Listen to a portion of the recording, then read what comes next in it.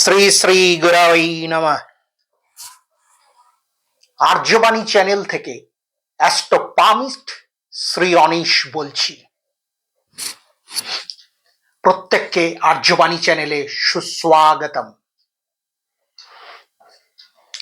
আজকে আমাদের আলোচনার বিষয় ভারতের বিভিন্ন বড় শহরে নাশকতা চালাতে পারে পাক মদতপুষ্ট বাংলাদেশি জঙ্গি গোষ্ঠী। নাশকতা মানে বিচ্ছিন্নতাবাদ ভারতের বড় বড় শহরে, ভারতের বিভিন্ন বড় রেস্তোরাঁ, বড় মল, বড় স্টেশন, সর্বত্র, এমনকি মেট্রোপলিটন টাউনে যেখানে যেখানে মেট্রো আছে সেখানেও আক্রমণ চালাতে পারে পাক মদতপুষ্ট বাংলাদেশি জঙ্গি গোষ্ঠীগুলো। এই যে কিছু উগ্র মৌলবাদী বিভিন্ন মন্তব্য করছেন, উত্তেজনা ছড়াচ্ছেন, আমরা কলকাতা দখল করে নেব, আমরা বাংলা বিহার উড়িষ্যা দখল করে নেব, আমরা সেভেন সিস্টার্স দখল করে নেব, এগুলো বলে বিভ্রান্ত করছেন, ভারতবাসীকে বিভ্রান্ত করছেন, ভারত সরকারকে বিভ্রান্ত করার চেষ্টা করছেন। বিষয়টা অন্য জায়গায়। আমরা সবাই এটা নিয়ে হাসাহাসি করব, ট্রোল করব, বিদ্রুপ করব, হ্যাঁ কলকাতা দখল করে নেবে, সেভেন সিস্টার্স দখল করে নেবে, বাংলা বিহার উড়িষ্যা দখল করে নেবে। হাস্যকর, চরম হাস্যকর। আমরা কিন্তু এইভাবে ব্যাপারটাকে খুব লাইটলি উড়িয়ে দিচ্ছি, কিন্তু ভেতরে ভেতরে কিন্তু পাক মদতপুষ্ট বাংলাদেশি জঙ্গি গোষ্ঠী কিন্তু কাজ চালিয়ে যাচ্ছে। না, কোনো ইন্টেলিজেন্স রিপোর্ট আমি এখানে উদ্ধৃত করছি না, কারণ সেটা আমার কাজ নয়। আমি একজন প্রফেশনাল অ্যাস্ট্রোলজার। আমার কাজ অ্যাস্ট্রোলজিক্যাল অ্যাসপেক্ট থেকে জনগণকে সতর্ক করা, ভারতবাসীকে সতর্ক করা, ভারত সরকারকে সতর্ক করা, পশ্চিমবঙ্গ সরকারকে সতর্ক করা। এবার আসি তাহলে যে আমি এমন কি প্ল্যানেটারি কম্বিনেশন দেখলাম, কি আমার ক্যালকুলেশন এলো, কি আমার অ্যানালিসিসে এলো, যে যার ভিত্তিতে, যার উপর বেস করে আমি এই কথা বলতে আজকে পারছি। অত্যন্ত দৃঢ়তার সাথে বলছি, বলিষ্ঠ কণ্ঠে বলছি, দ্রুত ভঙ্গিতে বলছি, কারণ জায়গাগুলো আমার চোখে পড়েছে। আমি চাই সবাইকে সতর্ক করতে। ওইদিকে ওই উন্মাদ উন্মাদের প্রলাপে আপনাদের কান দেবার দরকার নেই, আবার অত লাইটলিও নেবার দরকার নেই, কেননা ভেতরে কিন্তু অন্য খেলা চলছে। অন্তত আমার অ্যানালিসিসে তাই উঠে এসছে, এবং আমার চ্যানেল অনেক জ্যোতিষ বন্ধুরা ফলো করেন, আমি জানি সেটা, অনেক কমেন্টস করেছেন অনেকে, অনেক জ্যোতিষী বন্ধুরা, তাদের সুস্বাগতম আর্যবাণী চ্যানেলে, যে তারা নিয়মিত দেখেন। নমস্কার, আমার জ্যোতিষ বন্ধুদের নমস্কার জানাই, আন্তরিক অভিনন্দন তাদের। যাই হোক, আমি যে অ্যানালিসিস গুলো এখন আপনাদের শেয়ার করব, আশা করি আমার সেই জ্যোতিষ বন্ধুরাও দেখবেন, শুনবেন, তারাও বিচার করুন। এবার আপনারা সবাই জানেন ভারতের জন্মরাশি কর্কট, আপনারা সবাই জানেন। যারা জ্যোতিষ শিক্ষায় আগ্রহী বা জ্যোতিষ শিখছেন, শিক্ষানবিশ, তাদেরকে আমি বলে দিচ্ছি, ভারতের জন্মলগ্নের মানে হিসাবটা করা হয় 15 আগস্ট 1947 রাত 12টায়। ওই হিসেবে যারা বানাতে পারেন ভারতের জন্মছক বানিয়ে ফেলুন। আবার বলছি, 15 আগস্ট 1947 রাত 12টাকে সমস্ত জ্যোতিষী, ভারতবর্ষের জ্যোতিষীরা ওটাকেই কিন্তু ভারতের জন্মলগ্ন হিসেবেই হিসেবটা করেন, বিচারটা করেন। সেই হিসেবে ভারতের জন্মরাশি কর্কট। আচ্ছা, এই কর্কটের প্রসঙ্গে আগে বলি, তারপরে তো অন্য জায়গায় আসছি। এই কর্কট রাশির বিশেষত্ব কি? জলজ রাশি, অত্যন্ত শান্ত, ধীর, স্থির। ভারত কিন্তু অ্যাগ্রেসিভ হয় না কখনো। ভারত কিন্তু আগে অ্যাটাক করে না কখনো, ইতিহাসে নেই, ভবিষ্যতেও হবে না। ভারত কখনো আগে অ্যাটাক করে না। কিন্তু কর্কটকে ইংরেজিতে কি বলা হয়? ক্র্যাব। CRAB, crab. ক্র্যাবের লক্ষণটা কিন্তু মাথায় রাখবেন।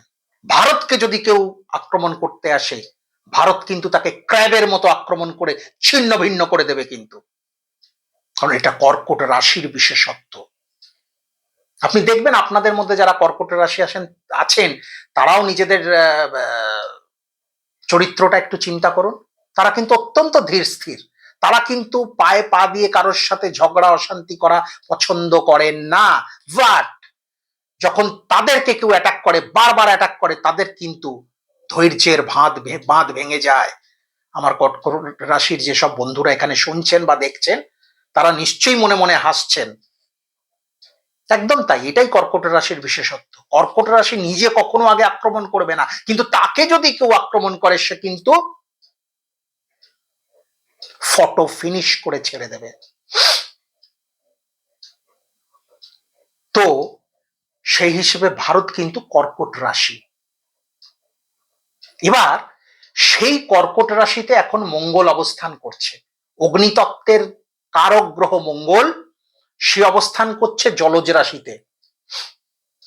জলে এক বালতি জলে জ্বলন্ত অঙ্গার একটু ফেলে দিন তো, দেখুন কি হয়।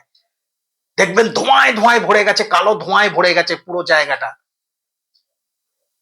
তো যেহেতু জলতত্ত্বের রাশি কর্কটে, যেহেতু অগ্নিতত্ত্বের কারক গ্রহ মঙ্গল এই মুহূর্তে বসে আছে, ফলে ভারতবর্ষের উপরে কিন্তু ওরকম অঙ্গারের মতো কেউ কিছু একটা ফেলবে। এবং এর এর এর সাপোর্টে আমি আরো অ্যানালিসিস আমি আপনাদের সামনে আনছি। ইন এভরি স্ফিয়ার আমি আপনাদের বোঝানোর চেষ্টা করছি। দেখুন, এটা হলো ভারতের জন্মরাশি অনুযায়ী এবং বর্তমানে প্ল্যানেটারি যা পজিশন সেই অনুযায়ী কিন্তু এটা করা হয়েছে। খুব ভালো করে দেখুন, মঙ্গল বসে আছে কর্কট রাশিতে, তার অষ্টমে বসে আছে শনি কুম্ভ রাশিতে, ঠিক তার অষ্টমে। আবার শনি থেকে কাউন্ট করুন, দেখুন মঙ্গল বসে আছে তার ষষ্ঠে। এটাকে বলা হয় ষরষ্টক যোগ, মানে 6 আর 8-এর কম্বিনেশন, 6 আর 8-এর রিলেশন। এটাকে বলা হয় জ্যোতিষে, বৈদিক জ্যোতিষে ষরষ্টক যোগ ইজ নট গুড। 6-8 ষষ্ঠ ভাব এবং অষ্টম ভাব কোনোটাই কিন্তু শুভ নয়। তাদের মধ্যে যখন রিলেশন হয় এবং দুটো অশুভ গ্রহের রিলেশন হয়, এবং সেটাও কি, শনি বায়ুকারক গ্রহ, মঙ্গল অগ্নিকারক গ্রহ। আগুনের মধ্যে যদি মানে হাওয়ার প্রবেশ ঘটে, মানে কোনো জায়গায় আগুন জ্বলছে সেখানে যদি হাওয়া আসে, কি হয়, আগুনটা আরো ছড়িয়ে পড়ে, ফ্লারিশ করে আগুনটা, স্প্রেড করে আগুনটা। সেই ষরষ্টক যোগ কিন্তু। নট অনলি দ্যাট, মীন রাশিতে দেখুন রাহু বসে আছে। মীন রাশি থেকে রাহু দ্বাদশ দৃষ্টিতে, তার রাহুর দ্বাদশ দৃষ্টিতে রাহু অবজার্ভ করছে কাকে, দৃষ্টি দিচ্ছে কাকে, মঙ্গলকে। রাহুর দ্বাদশ দৃষ্টি, তাহলে কম্বিনেশনটা কি হলো, শনি মঙ্গলের ষরষ্টক যোগ। মঙ্গল বসে আছে কর্কট রাশিতে, ভারতের জন্ম রাশিতে, ভারতবর্ষের জন্ম রাশিতে, ওদিক থেকে রাহু আবার দৃষ্টি দিচ্ছে সেখানে। মানে রাহু মঙ্গল শনির এই কম্বিনেশন ইজ নট গুড।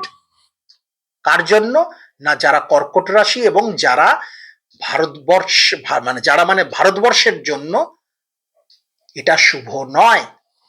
এই যোগটা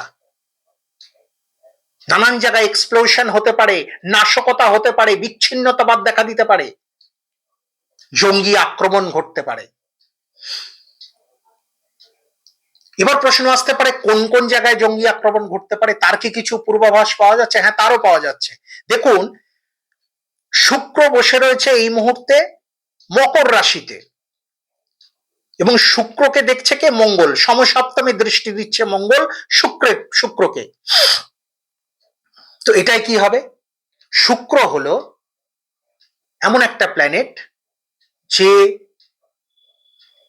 দারুণ আনন্দ, দারুণ একটা মানে একটা মানে স্পন্টেনিয়াস ফ্লো যেখানে হচ্ছে, পার্টি হচ্ছে, সিনেমা হল, মানুষ সিনেমা দেখতে গেছে, এন্টারটেনমেন্টের জায়গা সিনেমা হল, ভালো করে খেয়াল করুন, মল, নানান ধরনের রকমারি জিনিসপত্র সেখানে বিক্রি হচ্ছে, সেখানে মানুষ যাচ্ছে, শুক্রের জুরিসডিকশন। মেট্রো, মেট্রো কিন্তু শুক্রের জুরিসডিকশন, কেননা ওর ভিতরে একটা সফিস্টিকেটেড ব্যাপার আছে মেট্রোর মধ্যে, ওটাও কিন্তু শুক্রের আন্ডারে। আচ্ছা, শনি যেহেতু জড়িত সেহেতু কিন্তু বিভিন্ন রেল স্টেশন, শনি যেহেতু এই কম্বিনেশনে আসছে তাই বিভিন্ন রেল স্টেশনও আসছে। তাহলে কোন কোন জায়গা থেকে আমাদের সতর্ক থাকতে হবে?